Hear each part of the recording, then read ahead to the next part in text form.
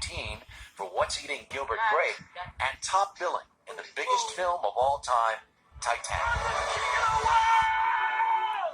It's also his third collaboration with legendary director Martin Scorsese, following 2002's Gangs of New York and 2004's The Aviator, both of which were Oscar-nominated for Best Picture. And he's taught me so much about the history of cinema, and he's certainly a teacher and a mentor to me in every possible way, and it's been kind of a no-brainer. Certainly with this movie, we read the script in one day and called each other the next day and said, let's do this. It was so well written.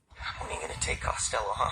I mean, what are you waiting for, honestly? I mean, do you want him to chop me up and feed me to the poor? Is that what you guys want? The Departed takes place on the streets of South Boston, and with Beantown natives Mark Wahlberg and Matt Damon as co-stars, DiCaprio knew there was added pressure to be authentic. I got to meet some guys from South Boston that were actually in Los Angeles where I live, spent some time with them, learned the history of this sort of underworld there, what this sort of South Boston gang world was like, what Boston was like, that it's really this sort of microcosm where everyone knows each other's business. It's really a small town, and everyone has stories about everybody else. There's some great scenes with you and Wahlberg where you are banging heads. Yeah. What was it like to do those? Well, I've known Mark for a while. We did a film called Basketball Diaries together a long time ago when I was 18 years old. But the fact that I knew Mark and I've known Mark for such a long period of time made it a little bit easier to rough each other up. Although he is a big dude. No joke.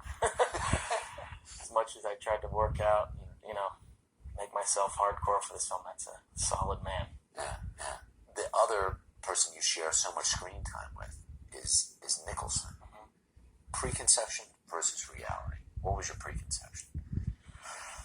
I expected everything that he gave, to tell you the truth. I mean, he really gets in there and he talks for himself, and he really gets into character and doesn't care who's listening or who's watching, And you never know what to expect with him, because he can go off the cuff and just say anything or do anything. It instills a boar, which leads us to the full flavor of Heracles, the Erymanthian boar. Much like many of the beasts that Heracles had already faced, the Erymanthian boar was a large and extremely dangerous creature that ravaged the farmlands in western Arcadia. He was advised by the centaur Chiron to chase the boar into the thick snow, where it would be most vulnerable. He then trapped the boar in a large net and took it back to King Eurystheus, who was so afraid when he saw the beast, he leapt into a pythus jar, demanding that Heracles leave and take the beast with him. Not all tasks are glorious battles with monstrous creatures, Heracles. King Augeas, the Erymanthian boar, was a large and extremely dangerous creature that ravaged the farm, which leads us to the full flavor of Heracles, the Erymanthian boar.